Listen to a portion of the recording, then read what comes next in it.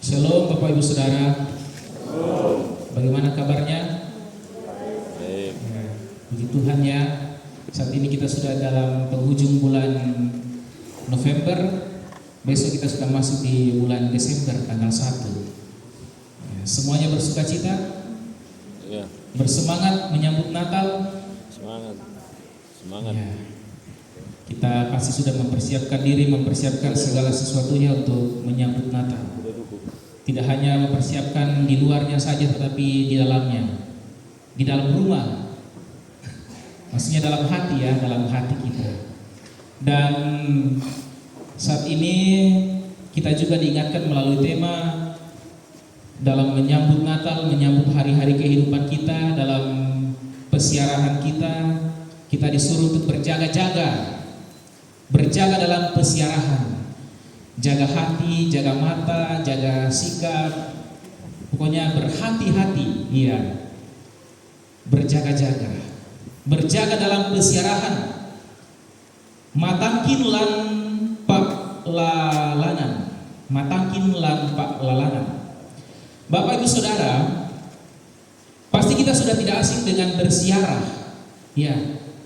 Biasa mikir bersiarah lah, bersiarah. Kalau kita di sini biasanya kita bersiarah waktu kapan? Kapan biasanya orang bersiarah? Kemana dulu? Kemana? Kalau kita pergi bersiarah biasanya kemana? Ke kubur kan? Ya, kubur ya. Entah kita atau tetangga kita pergi bersiarah ke kubur biasa di bulan-bulan tertentu. Kalau mungkin kita di sini kalau menjelang Natal atau Tahun Baru atau kapan kah itu? Kita bersihkan kubur orang tua kita atau saudara kita, ya, kita bersiarah. Biasanya juga orang bersiarah juga ke tempat-tempat wisata rohani, gitu. Ya, ke Yerusalem. Kalau ke Toraja pergi ke Purake, di sana ada kegiatan-kegiatan rohani di sana. Misalnya kalau Katolik, ya pergi ke tempatnya Gua Bunda Maria untuk berdoa. Nah, jadi seperti itu, kita bersiarah untuk apa, Bapak Ibu? Biasanya untuk mengenang, ya, untuk mengenang orang-orang yang sudah pergi, untuk mengenang, atau secara spiritual hubungan kita dengan Tuhan, untuk mengingat kebaikan-kebaikan Tuhan dalam kehidupan kita. Nah, jadi Bapak Ibu Saudara, bersiarah itu bukan hanya sekedar perjalanan. Bukan hanya sekedar pergi jalan-jalan, senang-senang, foto-foto. Tapi ini terkait dengan masalah spiritual, masalah iman, masalah kepercayaan, Bapak Ibu. Kepercayaan. Tapi kadang-kadang orang itu salah gunakan kegiatan ini. Orang salah gunakan kegiatan siaran ini. Biasanya orang-orang yang salah gunakan itu supaya cari apa? Cari ilmu hitam, ya, cari ilmu ya. Ya, pergi ke kuburan-kuburan tua begitu, cari ilmu ya. Biasa kan kita lihat di film-film kan, cari kesembuhan, ya, minta nenek kita sembuhkan kita. Toraja, kalau di Toraja ya minta nenek kita berkati kita. Nah, mendoakan orang yang sudah mati, oh, itu salah. Sudah tidak bisa lagi mendoakan orang yang sudah mati. Terus apa lagi? Tanya nomor, ya, nomor berapa yang mau keluar. Itu hal-hal yang salah dan itu berdosa kalau kita lakukan itu. Musyrik ya. Jadi itu yang biasa orang lakukan dalam persiarahan. Ada yang melakukan dengan benar, ada yang melakukan dengan salah. Nah, Bapak Ibu Saudara, perlu kita ketahui bahwa setiap orang percaya adalah pesiarah. Kita semua orang percaya itu pesiarah. Pesiarah di dunia ini. Bapak Ibu ingat kan?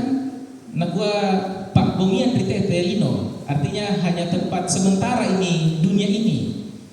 Di dunia ini kita hanya sementara, kita hanya bersiarah. Kita lakukan perjalanan yang sementara di dunia ini karena nanti kita akan mati dan kembali kepada Tuhan. Kita sedang bersiarah dan persiarahan kita adalah menyangkut iman. Menyangkut iman. Kapan kita bersiaran Bapak Ibu? Kapan itu terjadi? Persiaran kita terjadi setiap hari, setiap waktu. Kehidupan yang kita jalani di dunia ini adalah persiaran, perjalanan pengalaman hidup yang kita jalani bersama Tuhan. Dengan penuh iman kita percaya bahwa Tuhan itu menyertai kita dalam setiap musim kehidupan kita, baik suka maupun duka. Tuhan ada bersama-sama dengan kita, tidak pernah meninggalkan kita. Dia terus menyertai kita, sehingga dalam persiaran kita berjalan bersama Tuhan. Bapak Ibu, bersama Tuhan. Tuhan selalu melihat, Tuhan selalu mengawasi setiap gerak-gerik dan tingkah laku kita. Lalu tujuan persiaran kita apa? Kapan itu berakhir? Ketika kita mati. Ketika kita mati dan kemudian Tuhan datang kembali dan kita hidup bersama Tuhan pada langit dan bumi yang baru. Dan kita hidup kekal bersama Kristus dalam kesempurnaan. Nah, itu perlu kita camkan dalam hati pikiran kita. Kita adalah semua peziarah sementara berjalan, dan persiaran kita adalah persiaran iman, berjalan bersama Tuhan. Itu. Kalau kita baca di Mazmur 122, itu adalah nyanyian siara orang Israel yang menggambarkan kerinduan mereka untuk datang ke bait Allah. Nah, Bapak Ibu Saudara, bait Allah itu adalah simbol dari kehadiran Tuhan. Bait Allah yang ada di dunia, bait Allah yang ada di Israel itu adalah simbol dari kehadiran Tuhan, di mana Tuhan ada. Nah, Bapak Ibu Saudara, kalau Tuhan ada, pasti di situ ada kebaikan. Betul? Kalau Tuhan ada, pasti di situ ada kedamaian, ya kan? Pasti kesejahteraan. Pasti kita akan merasa senang kalau Tuhan ada. Nah, simbol kehadiran Tuhan itu adalah bait Allah, Bapak Ibu. Di situ ada penghiburan bagi orang-orang yang datang. Dan bagi peziarah di dunia ini yang mengalami kelemahan, kelelahan, kesulitan hidup, masalah, penderitaan, Tuhanlah sumber kekuatan dan ketenangan. Tuhanlah sumber kedamaian. Dan Bapak Ibu Saudara, sekarang kehadiran Tuhan itu dinyatakan melalui apa? Bait Allah itu kan sudah tidak ada, sudah hancur. Sekarang konteks kehadiran Tuhan itu dinyatakan melalui gereja. Siapa itu gereja, Bapak Ibu? Kita semua. Kita gereja. Dan Tuhan menyatakan kehadirannya melalui kehidupan kita, melalui persekutuan orang percaya, melalui gereja. Bagaimana? Coba kita lihat persekutuan kita ini. Apakah persekutuan kita Jemaat Gloria Pengadaan ini betul-betul sudah menghadirkan Tuhan dalam kehidupan kita? Atau dalam gereja ini adalah sumber masalah? Ya. Sumber percekcokan, sumber perselisihan. Bagaimana Bapak Ibu? Dalam gereja ini muncul informasi-informasi jelek, dicerita keburukan orang, kejelekan orang, dan orang-orang yang datang itu tidak menjadi nyaman lagi untuk datang ke gereja. Bapak Ibu Saudara harus sadar bahwa kehadiran kita adalah simbol dari kehadiran Tuhan untuk menjadi berkat, untuk berbagi kasih bagi orang-orang yang terluka. Mereka yang sementara ada dalam masalah, kita hadir untuk menjadi penghiburan bagi mereka, bukan untuk menambah-nambah persoalan mereka, bukan untuk menceritakan kejelekan-kejelekan, keburukan mereka. Tuhan hadir untuk mengasihi, bukan untuk menghakimi. Mengasihi, karena kasih menutupi segala dosa. Kita perlu introspeksi diri, Bapak Ibu Saudara. Jangan sampai kehadiran kita itu bukan menjadi berkat tetapi menjadi kutuk bagi orang lain. Nah, Bapak Ibu Saudara, perlu lagi kita cek dalam diri kita.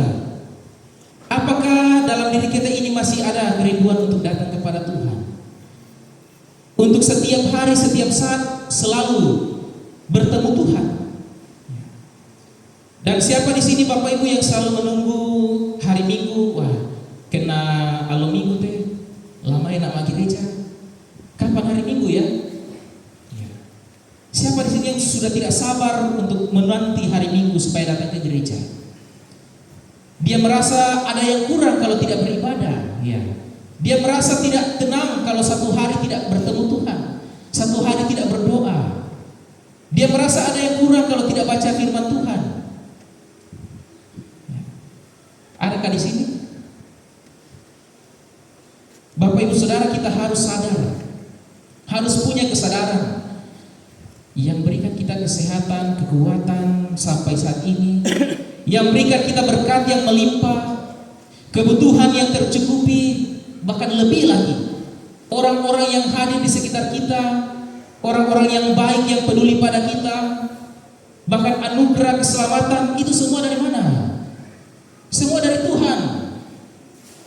Setiap jeri lelah Bapak Ibu Saudara bekerja, jangan katakan itu karena kekuatan saudara. Tuhan yang kasih kekuatan sehingga saudara bisa bekerja keras dan menghasilkan berkat-berkat jasmani. Kita perlu sadar itu Bapak Ibu. Harus kita sadari itu semua dari Tuhan. Sehingga dalam minggu Advent pertama ini ingin menyadarkan kita supaya kita kembali berpengharapan penuh kepada Tuhan, berpengharapan penuh kepada Allah. Bapak Ibu, Dialah sumber pengharapan kita. Yesaya mengingatkan kita dalam bacaan kita tadi bahwa Dia adalah Allah yang akan menjadi hakim atas seluruh bangsa-bangsa. Allah yang akan jadi hakim nanti. Dan bagi mereka yang tetap berpengharapan akan memperoleh damai. Allah yang jadi hakim, bukan kita yang jadi hakim ya. Jadi jangan menghakimi sesama kita. Jangan saling menghakimi. Dan Bapak Ibu Saudara, dalam pesiaran ini kita juga diperintahkan untuk berjaga-jaga. Matangkin lan paklalanan, berjaga-jaga. Sabana kuah kada teraya apa? Budak buku lakolaan, buku umpa kaun undu salah. Ya. Banyak tulang di perjalanan, tulang yang membuat kita salah. Ya, seperti itu kalau arti harfiahnya kayaknya ya. Nanti tanya lah sama orang-orang tua kita yang mengerti. Jadi banyak hal di dunia ini yang dapat membuat kita jatuh, yang dapat membuat kita tersesat dan terhilang. Bapak Ibu, perlu hati-hati, perlu berjaga-jaga. Nah Bapak Ibu, coba kita ingat-ingat, kita renungkan bagaimana nanti kalau Tuhan datang dan mendapati saya atau Bapak Ibu tidak setia. Tuhan dapati kita sementara melakukan dosa dan Tuhan memanggil kita. Apa yang terjadi? Tentu sudah jelas apa yang terjadi pada kita. Dan tidak katakan bahwa tidak ada yang tahu kapan Yesus datang kembali. Tidak ada yang tahu. Malaikat-malaikat tidak tahu. Anak Yesus pun tidak tahu. Hanya Bapa yang tahu. Tidak ada yang tahu. Ya. Kita harus berjaga-jaga. Sekarang ini Mark ninja sawit ya. Iya kan? Banyak ninja sawit. Ketika itu terjadi, apa yang kita lakukan Bapak Ibu? Pasti berjaga-jaga. Betul ya? Dalam berjaga-jaga kita apa yang kita lakukan? Ya misalkan kalau sudah panen langsung angkat, langsung muat ya. Itu. Terus kita lakukan apa lagi? Kita sampai tidur di kebun, jaga-jaga, begadang, awasi. Kalau ada yang sedikit yang mencurigakan, ya Bapak Risma harus tembak. Ya, tembakan peringatan. Itu bentuk berjaga-jaga Bapak Ibu, berjaga-jaga. Maka dalam kehidupan beriman kita juga harus berjaga-jaga Bapak Ibu. Jadi jangan hanya berjaga-jaga supaya tidak dicuri sawit kita. Kita juga harus berjaga-jaga dalam kehidupan ini. Jangan sampai dosa itu mencuri. Jangan sampai dosa itu merampok kita habis-habisan dan kita berakhir dalam kebinasaan. Jaga hati kita, jaga tutur kata kita, perilaku kita. Itu harus kita jaga. Jaga tingkah laku kita. Kalau kita masih ditegur, kita masih diingatkan Tuhan, mungkin secara fisik ya, sadar itu peringatan dari Tuhan. Kita harus sadar supaya mengingatkan kita untuk berjaga-jaga. Tuhan sudah kasih gambaran pada kita Bapak Ibu kalau kita baca tadi di kitab Injil. Gambarannya seperti zaman Nuh. Nuh itu ya kalau kita imajinasikan ya, Nuh itu sudah setengah mati. Sampaikan suara Tuhan kepada manusia-manusia dari zamannya untuk bertobat, tapi manusia waktu itu tidak mendengar. Ya. Mereka bahkan mengolok-olok Nuh. Aku baik marut itu, masa buat kapal di atas gunung, sudah gila ini Nuh. Bisanya itu buat kapal, buat bahtera di atas gunung. Air kan ada di laut, seharusnya bikin di laut, ini dia bikin di gunung. Nah, mereka mengolok-olok Nuh. Keadaan itu terlihat seperti biasa, tidak ada tanda-tanda. Tapi lihat, keadaan yang terlihat biasa, terlihat aman, itu biasanya awal dari sebuah kehancuran. Iya, kita biasa-biasa hidup, tapi esok nanti kaget, ada kabar duka cita, ada kabar yang mengerikan terjadi. Harus hati-hati Bapak Ibu, harus hati-hati. Kita terlena dengan zona nyaman kita. Jangan sampai kita seperti orang-orang yang keras kepala di zaman Nuh. Orang lakukan kebaikan kita olok-oloki. Cie sudah berubah, cie anak alim, sudah rajin gereja, cie mau jadi ketua panitia, dan lain-lain sebagainya, mau jadi pengurus ini dan itu. Ya, kamu bisa aja Kak, bisa apa sih? Saya tahu masa lalumu seperti ini, seperti itu. Masa kamu bisa? Kita olok-oloki mereka. Orang nasihati, orang ingatkan kita tidak mau dengar. Nanti kena batunya baru rasa. Atau mungkin ada suami, istri atau anak, kita sudah lama bergumul dengan situasi keadaan dalam keluarga kita. Kita menangis, kita bergumul karena menghadapi kelakuan orang-orang yang buruk terhadap kita. Ya. Coba kita rasa-rasa, mungkin kita sudah seenaknya bertingkah, tanpa sadar ada hati yang tersakiti. Entah itu anak kita, suami atau istri, tetangga kita. Kita seenaknya saja hidup, tidak mau mengerti dan memahami orang lain. Kita tidak menjadi gereja yang menghadirkan Tuhan. Karena itu segeralah kakak-kakak kalita, periksa diri kita, segeralah sadar. Bapak Ibu, Paulus katakan hari sudah jauh malam, hampir siang. Artinya apa? Itu kita harus maknai bahwa kedatangan Kristus itu sudah sangat dekat. Sudah sangat dekat sekali. Entah nanti malam atau besok, sudah sangat dekat. Sangat dekat. Artinya kita harus berjaga-jaga. Kita harus berjaga-jaga. Kita harus bertekun dalam apa? Dalam membaca firman, dalam mendengarkan dan merenungkan firman Tuhan. Terlebih kita melakukan firman Tuhan. Firman Tuhan yang setiap minggu kita dengarkan itu harus kita renungkan, Bapak Ibu Saudara. Itu cara kita berjaga-jaga. Dikatakan dalam Roma tadi hal-hal praktis, menasihati kita, hindari pesta pora. Nah, kita sudah mulai masuk Natal ini, jangan sampai kita kebablasan merayakan Natal. Hindari itu pesta pora, hal-hal yang berlebihan. Kemabukan, ya minum tidak apa-apa, tapi jangan sampai mabuk sampai bikin kacau lagi. Jangan. Natal itu identik dengan kedamaian. Ya. Jangan karena ada masalah, ada persoalan, dilampiaskan ke minum, lalu cari lagi bikin onar lagi, cari gara-gara lagi. Jangan Bapak Ibu. Ya. Hindari hawa nafsu, perselisihan, iri hati, dan lain-lain, dan dosa-dosa yang lain. Hindari semuanya itu. Mari kita datang kepada Tuhan dengan penuh pengharapan, dengan penuh sukacita menyambut kedatangan Tuhan, memperingati kelahiran Yesus Kristus Sang Raja Damai. Lakukan semuanya itu dengan pengharapan, dengan penuh harapan kepada Kristus. Jangan katakan saya tidak mampu lakukan. Dikatakan tadi, kenakanlah Kristus. Ya. Lakukan semuanya itu dengan penuh pengharapan pada Kristus. Seharusnya kita penuh semangat untuk menanti kedatangan Tuhan. Telah lama lagi Tuhan datanglah, telah lama lagi Tuhan datanglah. Siapkan dirimu, bangunlah segera, pandang ke atas, Maranatha.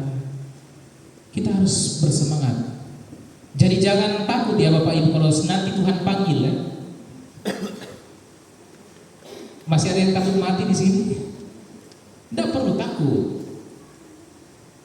Dengan penuh iman dan kepercayaan kita mati bersama dengan Kristus selesai. Tidak ada lagi penderitaan. Kita harus senang. Ya.